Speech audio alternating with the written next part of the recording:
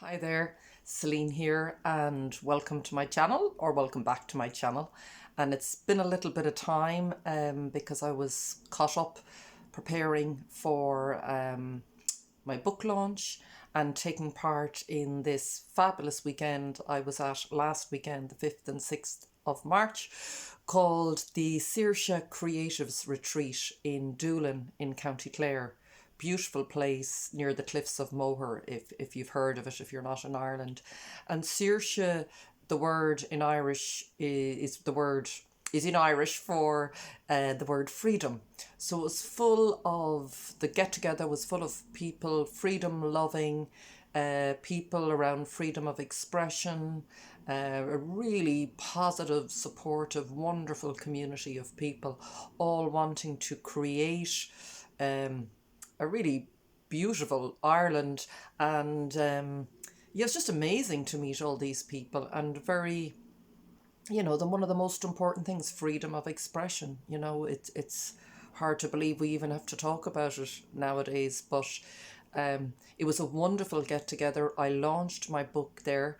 The book is called Gifts from the Devastation. I've mentioned it before on this channel.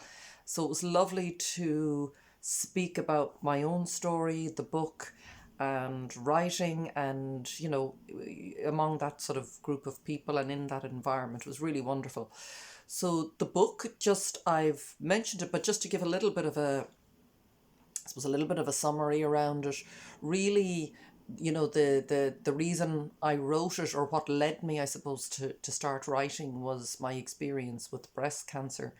And I don't know that it was so much breast cancer, but it was really my life, I suppose, falling apart and breaking down, that brought me to a place where I really discovered an aspect of myself I had been so disconnected from.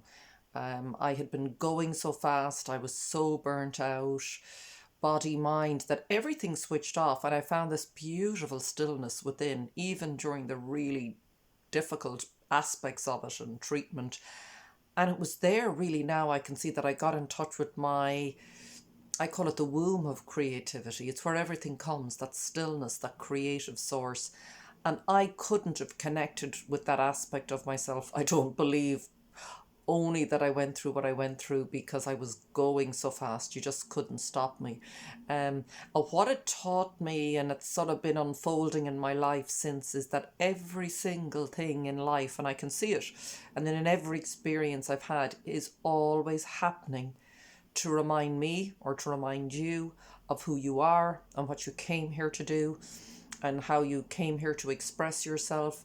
I always see it like my life force was dimming before I got sick. So to me, it might sound a strange thing, but for the first time in my life made sense when I was diagnosed with cancer, because I knew things were very off before then. I just knew this couldn't be the way I was meant to live. So the overall message, I suppose, I would say, just to sum up, is that message, and I hope that anyone who reads it will find this in themselves, that everything that happens in your life, as hard as it can be at times, is really about trying to get you to that place that you came here to get to, your fullest expression, fully alive, and joyful in that. There's ups and downs, but you're really living. It's the life force that's within you, like you'd see a plant or a flower that's sort of growing. That same life force is in you. So if it's not growing and expressing, there's going to be a problem. And that's what cancer was for me. I often talk about it. What comes to mind always is, I think of suppressing myself versus expressing myself. So in so many ways in my life, just as it happened, I was suppressing, and a lot of emotional stress, which most of us do. But what I didn't understand, or I wasn't able to do at the time, is I didn't know how to move through and let that move through me and feel it. I had so much pain at certain stages in my life, and I just buried it because I didn't know. I didn't have the wherewithal to know how to process it. So that was one big issue, I suppose, that ran an undercurrent in my life.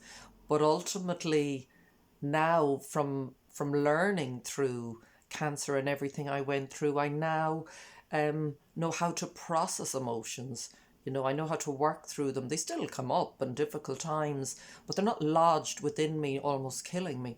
So that's been a huge relief, and I feel so much lighter as a result. Um, like I said, I felt like I was dying inside because I've no creative outlet, none. When I think of it, I think I knitted for a few years. I've talked about this before, but that was when I was younger. Now I'm writing. Now there's just this constant flow in my life that's wonderful. You know, not every moment of every day. There's times I feel can feel stuck, but it comes from connection to that place. I see it now as I'm plugged in to myself, that I plugged out of the outside world or the matrix or all the programming and all the systems and what I should be doing and what I should think and how I should behave, and a lot of things that weren't working for me, you know. And if we look back, I believe, you know, it seems sometimes like years ago, but it isn't, you know, prior to 2020, there were lots of issues and problems in life in general for people, and stress and anxiety and depression. And I mean, there was a whole movement around mindfulness and everything, um, starting on wellness. But, you know, to me, it goes much deeper. I mean, that to me is the cost of when you suppress the human spirit, the true and real and authentic way we are meant to live and express and honor who and what we are. You know, this amazing creative energy and life force in a body. And, you know, totally everything makes sense to me now, because now that that's sort of moving within me, I can very quickly identify when I shut down again or maybe get afraid to speak up. Because that was another aspect of my world or experience, maybe, was around my voice. I found it quite challenging to connect with and speak my truth. Like, who am I? What resonates with me? Because it's going to be different for each of us, because each of us came here on earth with different gifts and different things to do and express and be. And that's what really was the wonder and the joy for me of last weekend. I mean, the variety of people I met with such gifts and but such love for each other, and really wanting each other to be the best they could be, you know, and supporting each other in that. No competition. There's no need for competition. You know, that just is all a lie. There's no need. We're all very unique. So that's where the truth to me comes in, and my unique voice is I'm expressing what it is to be me and what wants to be said through me. It'll be very different for someone else, and respecting and honouring that in everyone else. You know, I think that's the key to living in your truth, is that you're honouring yourself, but you're also honouring everybody else who may have a very different version of the world and experience and form of expression. So that's been a big shift. That's sort of part of the journey in the book. I'm sort of talking around it now, but I sort of take the reader on that journey of what it was like for me before cancer, through it, and out the other side. And what's interesting, I'll just mention it here because it came to me in preparing to go down to that retreat, was the TV program. For any of you who might remember it, you might not now unless you're close to my age, but it was in the 70s and it was called Born Free, and there was a movie as well. And I was just kept coming to me because I loved it as a child. It was so funny. I forgot that I loved this TV show. And now I can see it was something in me identified with just that feeling of freedom. It wasn't so much the specifics of the TV show, I don't think. And I went back to look at a YouTube video of it recently, and I just went, wow, I felt the same. So alive and free. And that came to me when I was thinking about the weekend with the theme of Saoirse, freedom. And then I sort of was reading a little bit about, you know, it was this couple who lived on safari in Africa, and they rescue a lion cub, and they basically take her in after her mother dies, so she's born free. Then they basically have to domesticate her or tame her to live with them, which had parallels. When I was reading that, I was going, wow, I can feel the parallels in my own life of then how that sort of represents really, the systems that we live within in our lives that can really break our spirit. That's what it felt like to me. And I didn't understand it at the time. And then what happens is with time, they realize that they can't have this wild animal, tamed, living, domesticated with them forever. It's not her true nature. So they have to prepare and train the lion cub to go back out into the wild again, which they do. And they talk about returning to the wild. And that then sort of, for me, I connected that with my experience with cancer. I'd say was taken out of the system for 2 years in 2016, really out of the system. I between treatment and the fatigue and slowing down. And, that was my preparation, because you can't, like with Elsa the Lion, you can't just, take someone who's been let's say domesticated or living within a certain system for all their life or for years, and then suddenly throw them out on their own to fend for themselves. Well, you can, but it can be difficult. And that's why I often talk about the transition after cancer being the most difficult part of it, because I understood what was happening when I was going through treatment, and I was going through my own, I suppose, breakdown and breakthrough, and as I said, coming to that place of peace. It's really only recently that connection of, that's why that time was so wonderful in one way, as difficult as it was. I found this place I never knew existed, this stillness, this just alive, beautiful, creative place. And it's like my anchor now. This is what I plug into. I don't plug into the outer world anymore. And living from there has just been wonderful. We all need to live from that place, because the systems are not necessarily designed to have us live honestly and truthfully and creatively in our power as really creative beings, which we are, free creative beings. So that whole analogy, or the story of Born Free, really I connected with. And then ultimately the lion cub goes on to live free, and I feel that's where I'm at now. I'm starting in, it's still, it's still, I'm 6 years past cancer, but it really prepared me then for when we went into this sort of lockdown in 2020, because I had been in my own. So I really feel it was preparing me. And the title of the book, Gifts from the Devastation, for me really applies to any devastation. Collectively, individually, everybody has devastations. My story isn't necessarily about cancer. Cancer happened to be the catalyst, or the breakdown that happened in my life that got me to go on that journey. I call it a journey of remembering, because we start off like the little lion cub. We start off free, and we know it. And I knew it as a child. And that's the gift, to come back to that. And the title of the book came from, just to mention how I came up with that title, while I was going through cancer, I worked with a fabulous healer, chiropractor, spiritual healer. She calls herself a spiritual midwife, or she is a spiritual midwife, the amazing Dr. Yvonne Murphy.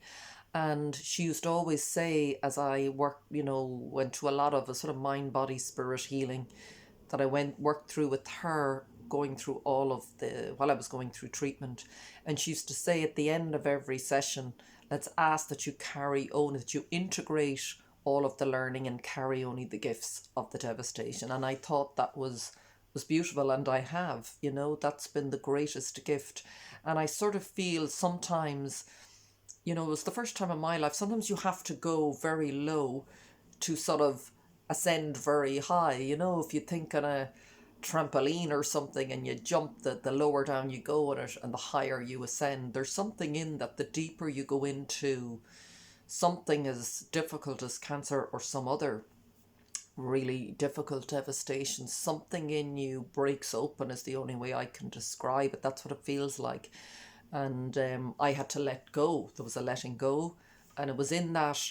And I would say to anyone who, if you read the book and or listen to it, because I have an audio book, that I hope it takes you on that journey for yourself, if you haven't already gone on it, that it takes you to that place of remembering that whatever you're going through in life, and that it reminds you that no matter what you're going through now or in the past, as difficult as it is, it is trying to, there's no other purpose or intention other than for us to live as our highest expression. We're an expression of what we came from. And I know for sure, and I knew it even before I got sick, that I wasn't meant to be living a life that felt so miserable and on the treadmill and, just paying bills and survival mode. I mean, that is not who we are. So going a little bit off around the point here, but I do hope that if you read or listen to the book, that you go on your own journey, as I said, of remembering and tapping into that truth of who you are, and that you go on to express whatever it is you are here to express and be and do and find joy. And I hope my book helps you find that. There's lots of practical tools in it that I'm going to develop further, that I use myself and help me every day. So thank you for watching. Again, I'm gone on a little bit longer than I intended, probably because I haven't been on for a while either. If you're interested in the, oh, sorry, just hold on. I have an actual copy of the book that I had a number of them through the publisher. So sorry, if you're interested in getting a copy of the print or ebook, I've the link below through the publishers in the UK, but basically it's Amazon Book Depository, any of those. If you're interested in the audiobook I loved doing. I narrated and recorded it myself. It's just been finished up now and it's available to order as well. So I know a lot of people like to walk and listen. So I hope you enjoy that if you choose the audiobook. But excuse me for 1 second, I want to get the one copy I've left of the book just to show it to you, because it's beautiful, if I say so myself. I love the cover, so just bear with me.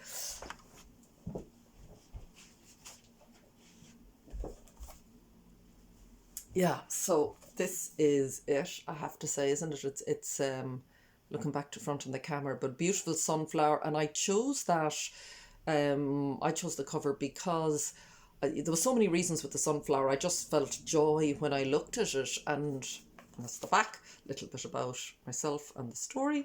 But yeah, the sunflower to me is just so joyful, which I am now. I wanted it to be a very positive, uplifting message. But also the sunflower, I remember reading about, it grows, sort of faces the light, it follows the sun, it follows the light. And I thought, yeah, that is the key, and that's been the shift for me. It's about, honouring your own light and following the light, and really embracing that in your life. So that's the physical book, which it is lovely to see, and I only got a small quantity at the time, just with shipping over from the UK, so I wanted to show that to you.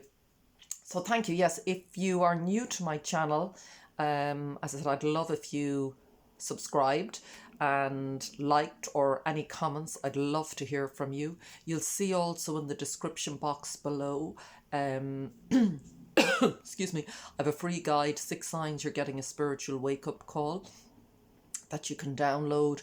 And that sort of was the starting point for me, where a lot of signs were there's a lot of things that were happening that now I can see were little nudges. And but we go through what we need to go through, and ultimately it's all for the highest good, and for us to live joyful lives, really. That was a big reason as well why I chose the sunflower. So thank you for watching, and please get in touch if there's any questions or you want to connect, or but as I said, I love to hear any comments as well in the description box. So take care, and until the next video, I really hope you keep well, and that you're all is good for you. Thanks. Bye.